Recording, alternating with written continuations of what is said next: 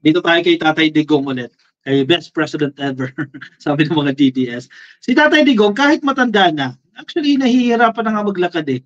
Hindi man natin may kakailan na matanda na talaga itong si Tatay Digong. Pero, hindi pa rin siya tahimik, ka-coffee. Hindi pa rin siya pinapatahimik dahil sinisigil siya sa mga nagawa niya noong kanyang administrasyon. At isa sa naniningil sa kanya dito, ang kanyang best friend, si Trillanes. Bagamat may naisampa ng kaso ka-coffee, plunder, 6.6 billion pesos na plunder case itong sinampa ni Trillanes kay Digong at kay Bongo. Meron pa raw po na sangkaterbang kaso, maraming kaso pa raw po ang isasampa dito kay Tatay Digong. Nako, napakamot na ako dito ka-coffee. Hindi nyo na talaga ata patatahimikin itong si Digong. Yes, mapapanalo nila yung kaso na yan or malaki yung chance nila mapanalo yung kaso na yan, pero yung stress sa ulo nila, no? Imbis na nagre-relax ka na lang, retired ka na, di ba? Wala ka nang iniisip, sitting pretty ka na lang, upo-upo ka na lang dyan, kuya-akoy ka na lang dyan. Sana yun na lang yan eh. Di ba? Nasa Sabal Island ka lang, nood-nood ka lang dyan ng sunset, yung tubig mo nakalublob lang sa dagat, di ba ganyan? Enjoying the breeze of air, etc. etc. Yan na lang sana yan eh. Pero hindi eh. Hindi matatahimik si Tatay Digong. Alam niyo kung bakit? Marami pa raw pong isasampa si Trillanes. May merit itong kaso na to, may bearing itong mga kaso na to. Definitely meron. Kasi may stress ka dyan eh. Sagutin mo yan eh.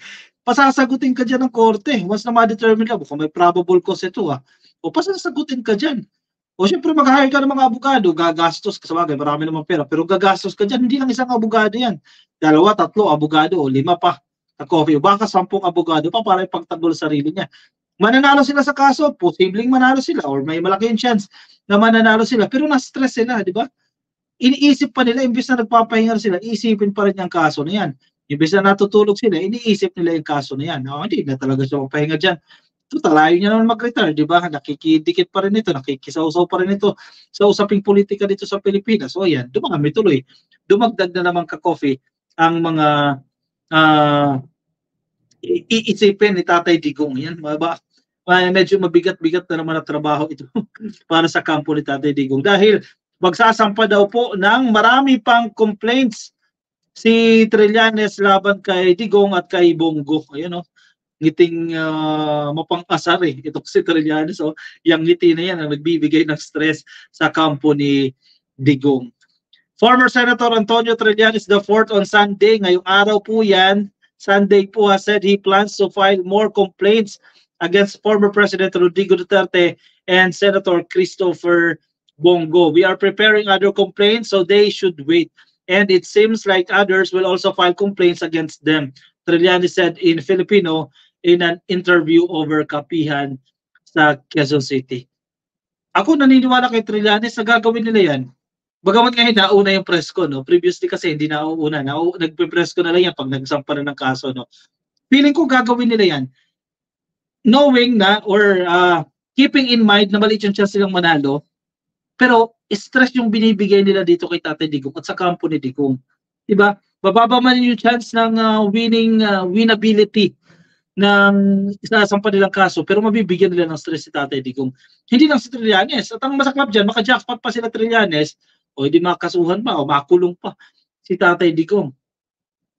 Though pwede man i-apila yan, kaya nilang gawa ng remedyo yan para ma-extend na ma-extend hanggang umabot ng Korte Suprema.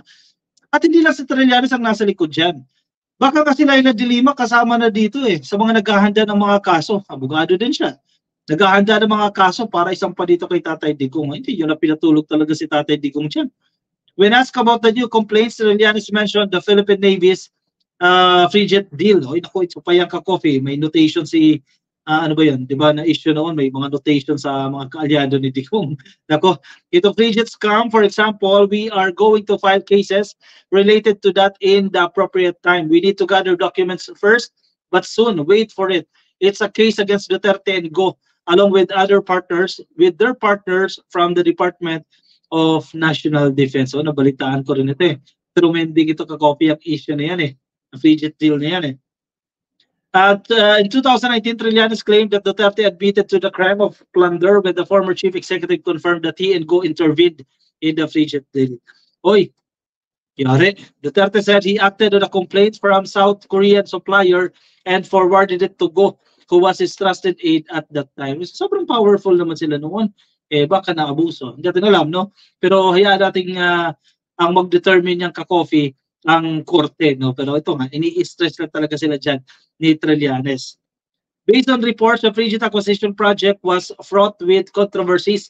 That Navy Chief Vice Admiral Ronald Joseph Mercado was unceremoniously sacked from his post in 2017 for his supposed inappropriate insistence to acquire a certain brand of combat management system o itong CMS that met the Navy Technical Working Group's requirement. The selection of the CMS or the brains of the warships was the main source of contention that led to congressional hearings because of the Navy League's 16 compatibility requirement. Parang ano to tawag dyan, parang titindi talaga yung galit ng mga DDS dito kay Trillanes Kasi, di ba, kinagat nga ng Kongreso noon yan di ba, napakinggan na yan Nagkaroon na lang hearing dyan pero hindi lang nag-prosper. Siyempre, panahon ni Digong yan siya ang presidente. So, medyo magkakambyo-kambyo din ang mga tao nung panahon na yan. Di ba? Ngayon, hindi na sila nakapwesto unless bumalik ulit sa Senado. Kaya yan ang pinupunteriya nila ngayon, makabalik sila sa kapangyarihan makatungtong ulit ng Senado itong si Tatay Digong. Kasi kung makatungtong siya dyan, kahit pa paano, madagdagan ng bahagya yung kanyang immunity. Dahil kung hindi, nabubuhay na naman itong mga kaso ng panahon ni Digong. Papahamak na naman siya dyan. Naku po.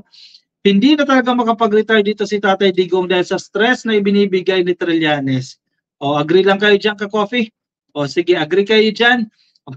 Ituloy lang ni Trillanes yan kung agree kayo dyan. Hindi naman si Trillanes yan. May mga taong kumikilos pa rin yan ka-coffee. Tumutulong kay Trillanes para sa case build-up. Pinapalakas nila yan para madikdik nila dyan si Digong. Grabe stress na ito na binibigay kay Tatay Digong. Noli Galo, baka dyan na matigok si Tatay Digong ka-coffee sa sobrang stress kung mangyari yan. Hindi imposible yan ka-coffee dahil sa stress na binibigay ni Trillanes. Ma'am Olive Lopez, hello sa inyo ka-coffee. Ayan kay Alfonso Isibido, ka-coffee, magandang gabi din po sa inyo. Hindi man siya makulong, mas stress naman siya at hindi napatulugin yan si Digongyo. Tama lang yan para makaganti rin naman yung mga naging biktima niya, sabi ni Ma'am Sandra Valdez. Exactly, ma'am. Yan ang nangyayari dyan ka-coffee. Malaki yung chance na mananalo sila dyan, pero yung stress na binigay sa kanila, wala na. Hindi na nila mababawi yan, di ba?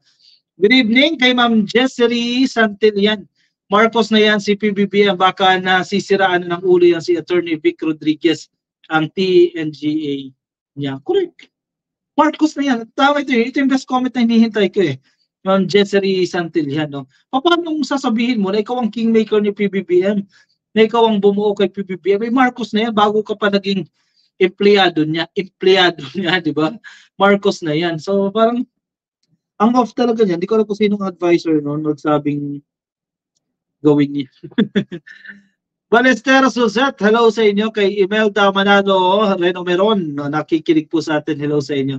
Dapat yan kay Digonggong kasi ginugulo niya din ang gobyerno ni PBBM. Yun. Paano lang ito ka-coffee? Ganti lang sa kanya yan Kasi di ba kung nanahimik ka na lang dyan, di ka na nangingialam, di ka nag-intervene sa leadership ni PBBM. Total, tapos ka na rin naman kay, di ba, gayahin mo yung mga nangyari, yung mga previous administration. Pagkatapos sa Pinoy, tapos, pahinga siya, out siya sa eksena, umexit siya, hanggang nawala na lang si Pinoy. Ganon din naman si Gloria. Nagpahinga muna. Diba? Nawala. Nung medyo naka-recover, ayan, takbo ulit sa Congress. Pero hindi yung ganyan, yung babanatan mo, sisiraan mo yung incumbent, diba? Yung present administration. Parang, ang off naman yan. Ano yan? Hindi kayo nakontento sa ano na to. Gusto niyo na naman bumalik dyan.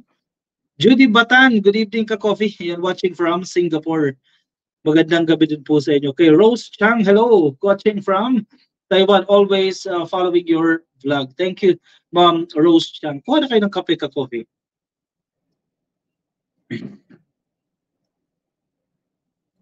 Anong gagawin ni Digongyo sa Senado sa sahod ng walang silbi? Sabi ni Ma'am Sandra Valdez. Yung winnability niya, of course, meron pa rin naman yan. Posible pang makalusot nga sa Magic 12 yan si Digong Pero tama yung tanong dito, ano pang gagawin niya? Sino magtatrabaho para sa kanya? Si Bongo ulit, balik kay Bongo. Anyway, kuha nila ng magaling na tao. No? Joel Carino, magandang gabi sa inyo. Kay Ma'am Jing Florento, greedy nga sa kapangyarihan si Digong eh. Ayun, kaya gusto niyang bumalik para makakuha ulit ng immunity. O siya, kung nasa Facebook po kayo, pasuyin na lang ka-coffee. Please like and follow sa Facebook. At kung nasa YouTube po kayo, please click lang po ng subscribe. Yan sa baba, subscribe.